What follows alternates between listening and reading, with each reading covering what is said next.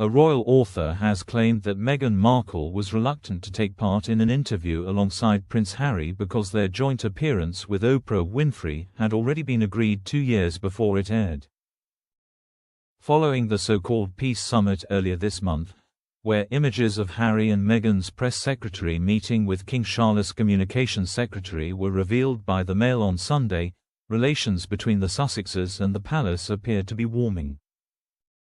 If this is true, it will mark a high point in their relationship since Megxi. But 4 years ago the royals faced a particularly low point when Harry and Meghan sat down for a bombshell interview with US TV personality Oprah Winfrey. Writing in his biography about the staff who serve the royals, titled Courtiers, author Valentine Lowe claimed that 2 years before the interview in March 2021, Meghan had already agreed to speak to Oprah. The original interview was slated to take place in autumn 2019, when Harry and Meghan were still working royals. According to Lowe, during the run-up to Harry and Meghan's tour of Southern Africa in 2019, royal aide Sam Cohen suggested the couple should speak with British journalists. At the same time as preparing for the Africa tour, the team was trying to persuade the couple it would be appropriate to do an interview with the British media. Sam Cohen suggested Tom Bradby of ITV, who already had a relationship with Harry, would be a good idea. Lowe wrote. Meghan in particular was reluctant at first.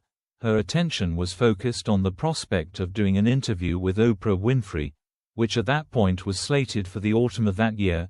It would eventually go ahead more than a year later, in March 2021. During their first meeting with ITV, Meghan was distinctly cool, but then the couple did agree with one condition. There was one proviso: he and Meghan could not do the interviews together, or be in the same shot. That would go against the deal with Oprah, Lowe said. Meghan's interview with Bradby caused its own controversy, when the Duchess spoke about how she was struggling to cope with the media scrutiny on top of being a new mother and a newlywed. During the interview she thanked Bradby for asking if she was okay, claiming not many people have asked if I'm okay. And then when asked if it had been a struggle, she agreed with the reporter's analysis. Meghan's reluctance to be interviewed was an indication Megxi was on the horizon, but it was far from the first indication the royal staff had noticed that the couple could be plotting an escape. Lowe wrote, there were clues that, again, with hindsight, might have suggested that Harry and Meghan did not see their long-term future as working members of the royal family. Their Africa tour was coming up, but there was nothing in the diary after that. What were they actually planning to do after November? He added, meanwhile, staff were increasingly aware of the presence in the background of Meghan's business manager, Andrew Mayer, and her lawyer, Rick Gino, as well as her agent, Nick Collins, and Khalid Thomas Morgan of Sunshine Sachs. The US team had been very busy on Meghan's behalf, working on deals not.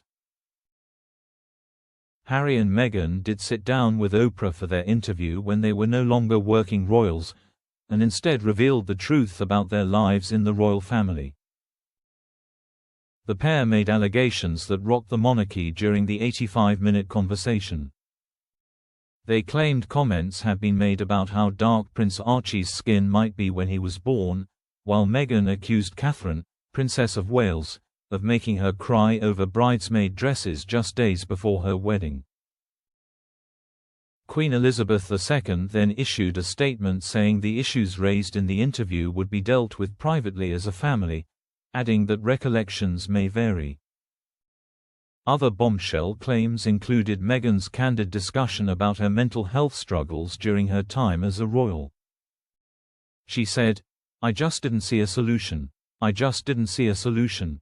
I would sit up at night, and I was just, like, I don't understand how all of this is being churned out. And, look, I was really ashamed to say it at the time and ashamed to have to admit it to Harry, especially, because I know how much loss H has suffered. But I knew that if I didn't say it, that I would do it.